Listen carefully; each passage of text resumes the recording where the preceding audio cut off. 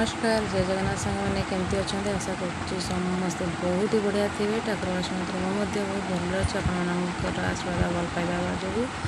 तो आज हूँ आम यज्ञर लास्ट दिन जोटा कि कही अष्टप्रहरी विथ हरिहट हो देखते तापर जल्दी आस बट आज आसवर डेरी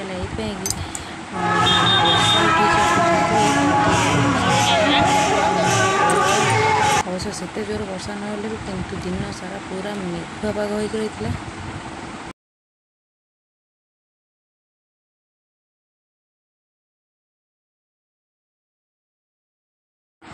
दिन सारा मेघुआ पाग एमती देता से सकाशे आसवा पूरा लेट होगा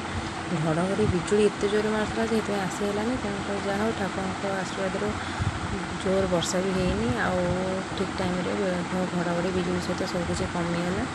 आउे आम आसला बेलू हेत 8टा बाजीगला देखते आसला हरियाट सब माने आरंभ हो गला जो बस सब बस बही पढ़ा आरंभ करते ये चली अष्टप्रहरी सब पंजा पंजा नाचुं देखी चलते।